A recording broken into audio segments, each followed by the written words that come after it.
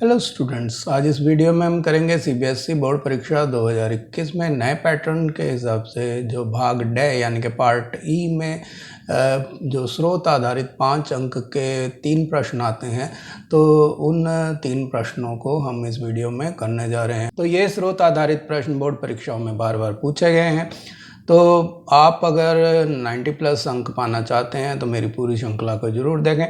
तो ये इस श्रृंखला का 17वां भाग है। इससे पहले वाले वीडियोस को अगर आप देखना चाहते हैं तो डिस्क्रिप्शन में जाके आप लिंक पर क्लिक करके देख सकते हैं, या सैम्पल पेपर के नाम से जो प्लेलिस्ट है उस पर भी आप जाकर इनको देख सकते हैं। तो शुरू करते हैं वीडियो को। 27 नंबर क्वेश्चन, 28 नंबर और 29 नंबर 3 क्वेश्चन जो हैं वो सोर्स बेस्ड क्वेश्चन आते हैं। तो उसमें पहला क्वेश्चन जो है वो 27 नंबर है। तो उसमें जो स्रोत आपको दिया गया है, इसको आपने सावधानी से इसका अध्ययन करना है और उसके पश्चात नीचे दिए गए प्रश्नों के उत्तर देने हैं।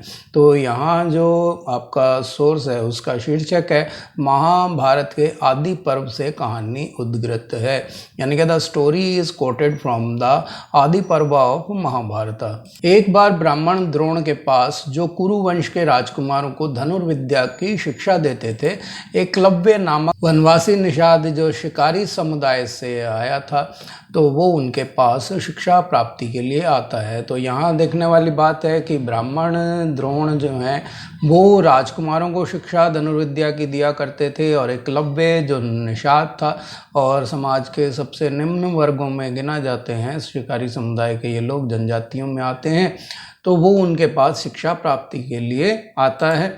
तो द्रोण ने जो धर्म समझते थे, यानी कि उस समय का जो प्रचलित वर्ण व्यवस्था थी, धर्म थी, उसको वो समझते थे, उसे शिष्य के रूप में स्वीकार करने से मना कर दिया, क्योंकि उस समय ऐसा रिवाज था कि केवल ब्राह्मण, क्षत्रिय और वैश्य ही शिक्षा प्राप्त कर सकते थे।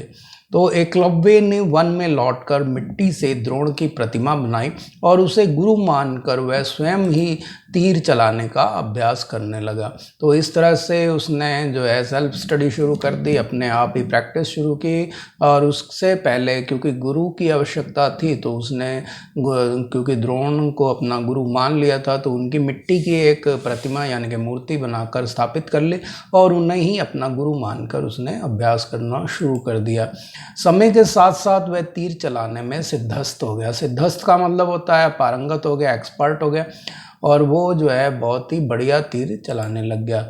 एक दिन कुरु राजकुमार अपने कुत्तों के साथ जंगल में शिकार करते हुए एकलव्य के समीप पहुंच गए। तो जंगल में शिकार करने के लिए सारे कौरव और पांडव आए हुए थे अपने गुरु द्रोण के साथ। तो साथ में शिकार करने के लिए उन्होंने कुत्ते भी ले रखे थे, क्योंकि जैसा कि आप जानते हैं कि कुत्ते जो होते हैं वो शिकार को घेर लेते हैं और फिर उसके बाद जो है राजकुमार उनका शिकार करते थे। तो इस तरह से अपने कुत्तों को लेके वो वहाँ पर आए थे और शिकार करते करते उस स्थान पे पहुँच गए जहाँ एकलव्य अपना अभ्यास कर रहे थे। एक कुत्ता काले मृग की चमड़ी के वस्त्र में लिपटे निषाद को देखकर भौंकने लगा, यानी कि जो एकलव्य थे वो, क्योंकि निषाद थे, जैसा कि हमने ऊपर बताया है कि निषाद है जो कि एक शिकारी समुदाय था, तो उससे वो आते थे। तो उन्होंने मृग यानी कि हिरण के चमड़े से, हिरण भी कैसा था, काले रंग का, तो काले हिरण की चमड़ी के वस्त्र जो है उसने अपने शरीर पर लपेट रखे थे। तो कुत्ते को, क्योंकि वो महलों में रहता था, उसको ये सब अजीब लगा और वो उस निषाद को देखकर भौंकने लगा। तो क्रोधित होकर एक साथ 4 तीर चलाकर उसका मुंह बंद कर दिया एकलव्य ने और अपना अभ्यास को फिर से जारी रखा। जब यह कुत्ता लौटा तो पांडव तीरंदाजी का यह अद्भुत दृश्य देखकर अचंभित रह गए, क्योंकि उन्हें विश्वास नहीं हो रहा था कि कोई कुत्ते के मुंह में 7 तीर मारता है और कुत्ता बिल्कुल भी घायल नहीं होता और रक्त की एक बूंद भी नहीं निकलती। तो वो जो है इसको देखकर हैरान हो गए थे, यानी कि आश्चर्यचकित हो गए थे। उन्होंने एकलव्य को तलाशा और उसने स्वयं को द्रोण का शिष्य बताया। जब उन्होंने एकलव्य से उनका परिचय पूछा तो उन्होंने कहा कि गुरु द्रोण जो हैं वो मेरे गुरु हैं और मैं उनका शिष्य हूँ। तो द्रोण ने अपने प्रिय शिष्य अर्जुन से एक बार ये कहा था कि उनके जो भी शिष्य होंगे उनके सभी शिष्यों में अद्वितीय तीरंदाज बनेगा, यानी कि अर्जुन से उन्होंने वादा किया था कि संसार में उसके बराबर का कोई तीरंदाज नहीं होगा। तो लेकिन यहाँ जो है मामला ही उल्टा था। अर्जुन ने द्रोण को उनका यह प्रण याद दिलाया कि आपने तो कहा था कि मैं विश्व का सबसे बड़ा धनुर्धर बनूंगा, लेकिन ये कारनामा तो मैं भी नहीं कर सकता जो ये कुत्ते के मुंह में 7 तीर जो इस तरीके से मारे गए हैं। तो द्रोण एकलव्य के पास गए और जिसने उन्हें अपना गुरु मानकर प्रणाम किया। तो एकलव्य ने उनको जैसे ही पहचाना वो उनके चरणों में गिर गया और उनके को बताया कि आप मेरे गुरु हो, और उन्होंने उनको प्रणाम किया। तब द्रोण ने गुरु दक्षिणा के रूप में एकलव्य से उसके दाहिने हाथ का अंगूठा मांग लिया। तो द्रोण ने क्योंकि अर्जुन से श्रेष्ठ धनुर्धर बनने का वादा किया था, तो वो उसके क्योंकि पूर्ति में असफल रहे, तो द्रोण ने कहा कि तुमने मेरे से शिक्षा तो पा ली है, क्योंकि तुम्हारी शिक्षा पूर्ण हो गई है तो मेरे को गुरु दक्षिणा दो। तो एकलव्य ने कहा कि मांगिए गुरुदेव, आप क्या गुरु दक्षिणा चाहते हैं। तो एकलव्य से उन्होंने उसके दाहिने हाथ का अंगूठा मांग लिया, क्योंकि तीर चलाते टाइम दाहिने हाथ के अंगूठे से ही धनुष की डोरी जो होती है वो खींची जाती है। तो इसीलिए दाहिने हाथ का अंगूठा नहीं होगा तो तीर चलाना उसके लिए मुश्किल कार्य हो जाएगा।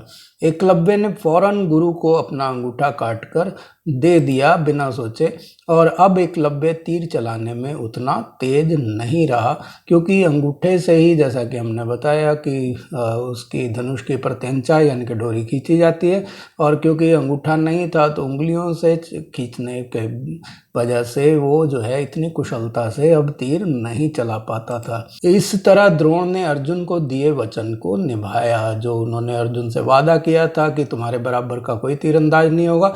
तो एकलव्य को उन्होंने उसके रास्ते से हटा दिया। कोई भी अर्जुन से बेहतर धनुर्धारी नहीं रहा, क्योंकि एकलव्य तो अपना अंगूठा खो ही चुका था। तो अब प्रश्न ये है कि द्रोण ने एकलव्य को अपना शिष्य स्वीकार करने से क्यों मना कर दिया। तो ये प्रश्न जो है आपने ऊपर जो पूरा अनुच्छेद पढ़ा है इसके आधार पर ही, सोर्स के बेस पर ही और अपनी समझ के हिसाब से आपको इसका आंसर देना है। तो आपके हिसाब से उन्होंने क्यों इसको स्वीकार नहीं किया, तो इसका उत्तर इस प्रकार होगा कि एकलव्य जो है वो एक वनवासी निषाद था। वनवासी निषाद होने की वजह से जो है एक सबसे बड़ी प्रॉब्लम थी द्रोणाचार्य को कि वो वर्ण व्यवस्था को मानते थे। तो द्रोण जो धर्म को समझते थे यानी कि वर्ण व्यवस्था को समझते थे, ने उसे शिष्य के रूप में स्वीकार नहीं किया, क्योंकि आदिवासी जो थे, जो शूद्र वर्ण के सदस्य होते थे उस समय के हिसाब से, जैसा कि आप जानते हैं वर्ण व्यवस्था को 4 भागों में बांटा गया था, ब्राह्मण, क्षत्रिय, वैश्य और शूद्र। तो आदिवासी लोग और जो भी सेवा का कार्य करने वाले लोग होते थे वो शूद्र वर्ग में आते थे, तो उन्हें शिक्षा प्राप्ति का अधिकार नहीं था। तो इसीलिए जो है द्रोण ने एकलव्य को अपना शिष्य स्वीकार करने से मना कर दिया था। क्वेश्चन नंबर 2 है, एकलव्य ने तीर चलाने में कुशलता कैसे प्राप्त की। तो उसके लिए आंसर इस प्रकार होगा कि एकलव्य ने द्रोण की मिट्टी की एक प्रतिमा बनाई। प्रतिमा इसलिए बनाई क्योंकि द्रोण ने उन्हें अपना शिष्य स्वीकार नहीं किया था, और उसने जो है उन्हीं को अपना गुरु मानकर स्वयं ही तीर चलाने का अभ्यास शुरू कर दिया। तो उन्होंने अपनी सेल्फ स्टडी की और जो है खाली प्रतीक रूप में द्रोण को जो है एक प्रतिमा के रूप में, मिट्टी की प्रतिमा यानी कि मूर्ति बनाकर वहाँ पे खड़ा कर दिया, और उन्हें ऐसा प्रतीत हो कि जो गुरु हैं मेरी हर गतिविधि को देख रहे हैं। तो लेकिन वो तीरों का अभ्यास जो है स्वयं कर रहा था, और समय के साथ साथ वह तीर चलाने में सिद्धस्त हो गया था। तो इस तरह से उसने अब स्वयं के अभ्यास से जो है तीर चलाने में कुशलता प्राप्त करी थी। अब आखिरी क्वेश्चन है इस अनुच्छेद पे, वो है क्वेश्चन नंबर 3 कि एकलव्य ने अपने आप को पांडवों के समक्ष द्रोण का शिष्य होने का परिचय क्यों दिया।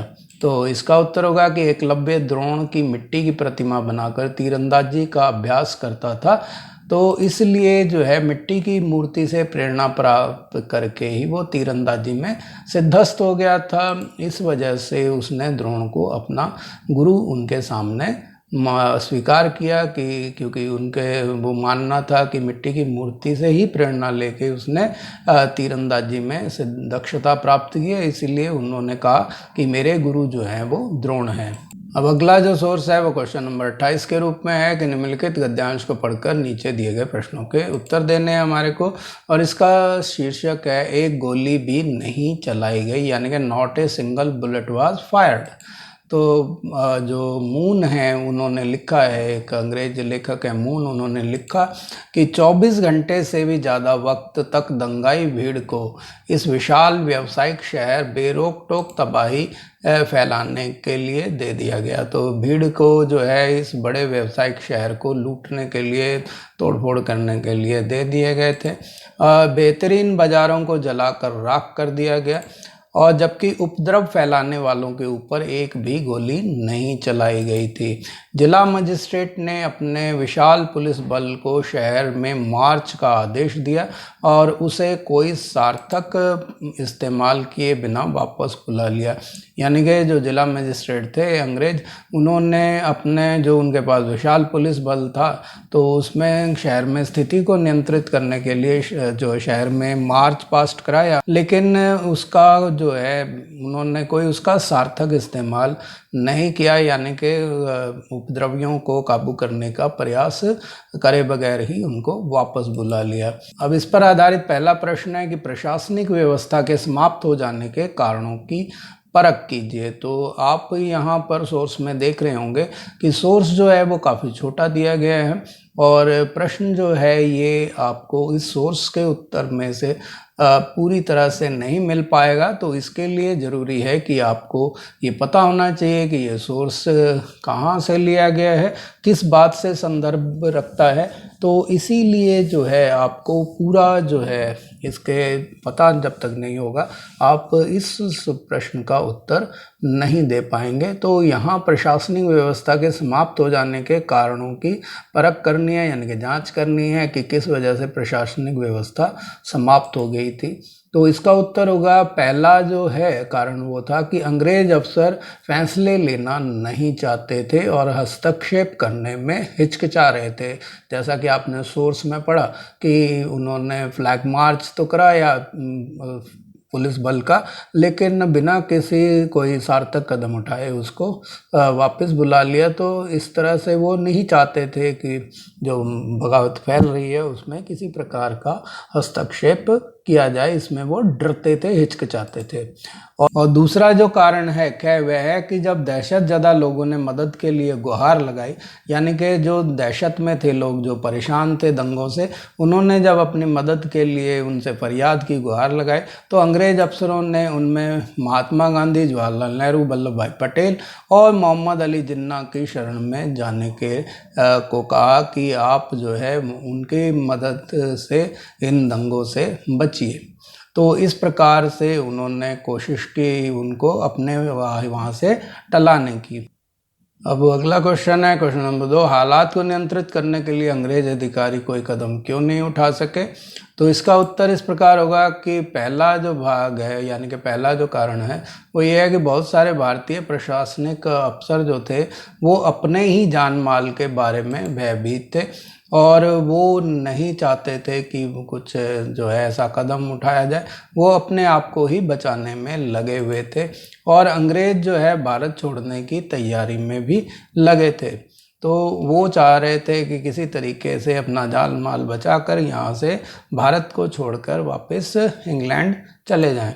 और दूसरा ये है कि भारतीय सिपाही और पुलिस वाले हिंदू, मुसलमान या सिख के रूप में आचरण करने लगे थे, यानी कि अब जो भारतीय सिपाही थे वो अंग्रेज़ों के प्रति वफादार नहीं रहे थे और वो क्योंकि धर्म के आधार पर लड़ रहे थे तो इसलिए वो अपने आप को हिंदू, मुस्लिम या सिख के रूप में ही प्रदर्शित कर रहे थे। और वो भी जो है इस तरह से धार्मिक उन्माद होने की वजह से, ईसाइयत से जो उन्हें डर था कि उनका धर्म परिवर्तन कर देंगे, तो उनके विरुद्ध हो गए थे। तो इस तरह से भारतीय सिपाही और पुलिस जो थे वो एक सिपाही की तरह ना होकर बल्कि एक हिंदू, मुसलमान या सिख जिस भी धर्म को मानते थे उन्हीं के अनुसार आचरण करने लग गए थे। तो जैसे जैसे सांप्रदायिक तनाव बढ़ा, वर्दीधारियों की पेशेवर प्रतिबद्धता पर भरोसा कमज़ोर पड़ता चला गया। यानी कि जो वर्दीधारी सिपाही और पुलिस वाले थे जो भारतीय थे, उनकी जो वफादारी थी, प्रतिबद्धता थी, प्रोफेशनल जो उनकी कमिटमेंट थी, यानी कि जो अपने पेशे के प्रति वचनबद्धता थी रक्षा की, तो वो जो है धीरे धीरे कमज़ोर पड़ गई। तीसरा क्वेश्चन है, क्या आप समझते हैं कि जिला मजिस्ट्रेट की भूमिका न्याय संगत थी?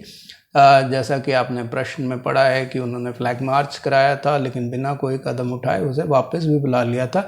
तो इसी पर ये है कि क्या आप समझते हैं कि जिला मजिस्ट्रेट की भूमिका न्याय संगत थी? तो इसका उत्तर होगा कि जिला मजिस्ट्रेट की भूमिका न्याय संगत नहीं थी, क्योंकि उपद्रव फैलाने वालों पर कोई ना कोई कार्रवाई अवश्य करनी चाहिए थी ताकि हालात पूर्ण रूप से ना सही तो कुछ तो काबू उन पर किया जा सकता था। तो इस तरह से अगर वो दंगाइयों पे कार्रवाई करते तो कुछ लोग जो हैं भय के डर से ही सही वो दंगा करना बंद कर देते या दंगे कुछ कम हो जाते। आखिर मजिस्ट्रेट अपनी कर्तव्य परायणता का उदाहरण पेश करके दूसरों के समक्ष उदाहरण पेश कर सकता था। तो अगर वो जिला मजिस्ट्रेट अपनी कर्तव्य परायणता करता और घबराता नहीं तो और दूसरे अधिकारी भी दृढ़ होकर इस दंगों से निपट सकते थे। आखिरी जो अनुच्छेद है वो क्वेश्चन नंबर 29 के रूप में है, जो निम्नलिखित गद्यांश को पढ़कर नीचे दिए गए प्रश्नों के उत्तर देने हैं, और इसका शीर्षक है एक राक्षसी या ए डेमोनिक। तो ये प्रश्न चिन्ह जो लगाया गया है वो ये बताता है कि आपके ऊपर यह निर्णय छोड़ा गया है कि वो राक्षसी थी या नहीं थी। तो यह उद्धरण करिका लम्यार की कविता से लिया गया है जहाँ वे स्वयं का वर्णन कर रही हैं। तो राक्षसी वो अपने आप को बताती हैं और फूली हुई नाड़ियों वाली, यानी कि उनकी नसें जो हैं वो बाहर को निकली हुई हैं और बाहर निकली आँखें, सफ़ेद दांत और भीतर धंसा हुआ उदर, यानी कि पेट जो है अंदर धंसा हुआ है, सफ़ेद दांत जो हैं वो बाहर को निकले हुए हैं, बाहरी जो आँखें जो हैं उनकी वो बाहर की तरफ निकली हुई हैं, सफ़ेद दांत हैं और भीतर की तरफ धंसा हुआ पेट है, और लाल बाल हैं, केश, लाल केश यानी कि लाल बाल हैं, आगे को निकले हुए उनके सफ़ेद दांत हैं और लंबी पिंडली की नाल जो टखनों तक फैली हुई है। तो इस तरह से वो बताते हैं कि बहुत ही दुबली पतली हैं और आंखें भी बाहर निकली हुई हैं, दांत बाहर निकले हुए हैं, बाल जो हैं वो लाल हो रहे हैं और फूली हुई नाड़ियों वाली है और एकदम राक्षसी सी वो प्रतीत होती हैं। वन में विचरते समय चीखना और क्रदन, क्रदन माने रोना, यह अलकुट का वन है। तो जो अपने पिता शिव का घर है, तो वो बताती हैं कि जहाँ चीखना चिल्लाना हो रहा है, जो जंगल है, वो भगवान शिव का घर है जो उनके पिता हैं। तो वह नृत्य करते हैं, यानी कि शिव के बारे में कहते हैं कि वो नृत्य करते हैं। नटराज भी शिव को कहा जाता है। तो उनके जटाजूट यानी कि जो उनकी जटाएं हैं वो आठों ओर बिखर जाते हैं, यानी कि आठों दिशाओं में फैल जाते हैं। उनके अंग शांत हैं। तो इस तरह से उन्होंने इस कविता में वर्णन किया है अपना स्वयं का और अपने आराध्य देव शिव का। क्वेश्चन नंबर 1 है, करिका लम्यार ने सौंदर्य की पारंपरिक अवधारणा से अपने आप को किस प्रकार भिन्न रूप से प्रस्तुत किया, विश्लेषण कीजिए। यानी कि आपको बताना है कि जो स्त्रियां जो अपने आप को अधिक से अधिक सुंदर दिखाने का प्रयास करती हैं और प्रस्तुत करती हैं, तो उसके उल्टा उन्होंने अपना भयानक रूप जो है प्रदर्शित किया, तो उसके बारे में आपको बताना है। तो इसका उत्तर होगा कि करिका लम्यार ने अपने आप को एक राक्षसी, जो फूली हुई नाड़ियों वाली, बाहर निकली आंखें, सफ़ेद दांत और भीतर धंसा हुआ उदर, लाल केश और आगे निकले दांत, लंबी पिंडलियों की नली वाला दर्शाता है। तो इस तरह से उन्होंने अपने व्यक्तित्व का वर्णन किया है। तो क्वेश्चन नंबर 2 है, यह कविता किस प्रकार पैतृक मानदंडों को चुनौती देती है, विश्लेषण कीजिए। तो इसका उत्तर इस प्रकार होगा कि शिव भक्त कराईकल लम्बयार ने अपने उद्देश्य प्राप्ति हेतु घोर तपस्या का मार्ग अपनाया, यानी कि उन्होंने शिव की आराधना करने के लिए घोर तपस्या की, जिसके वजह से उनका शरीर जो है बहुत कमज़ोर हो गया था और पेट जो है अंदर की तरफ धंस गया था, हाथ पैर बहुत कमज़ोर हो गए थे और एक नाल की तरह प्रतीत होते थे, नसें जो है बाहर की तरफ उभर गई थी। तो इस तरह से उन्होंने घोर तपस्या की और नैनार परंपरा जो शिव भक्ति की दक्षिण भारत में परंपरा है, तो उसमें उनकी रचनाओं को जो है सुरक्षित किया गया है। अपने सामाजिक कर्तव्यों का उन्होंने परित्याग किया, यानी कि जो उस समय स्त्री का जो कर्तव्य माने जाते थे समाज में, उनको उन्होंने त्याग दिया और पैतृक मानदंडों को उन्होंने चुनौती दी। जैसा कि औरत के बारे में कहा जाता था कि उसे घर संभालना चाहिए, बच्चे संभालने चाहिए, उन पैतृक मानदंडों को उन्होंने चुनौती दी। क्वेश्चन नंबर 3 है, उसके सामाजिक कर्तव्यों के परित्याग के किन्हीं 2 पहलुओं का विश्लेषण कीजिए, यानी कि सामाजिक कर्तव्य उन्होंने जो त्यागे उनके बारे में 2 बातें बतानी है।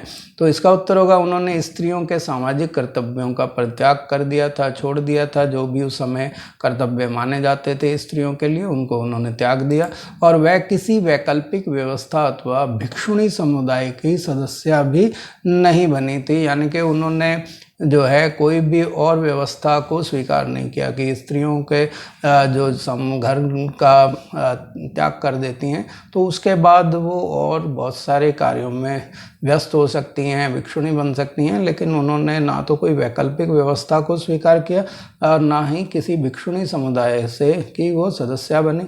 तो उन्होंने तपस्या का मार्ग अपनाया, तो इस तरह से उन्होंने जो है सामाजिक कर्तव्यों का परित्याग किया।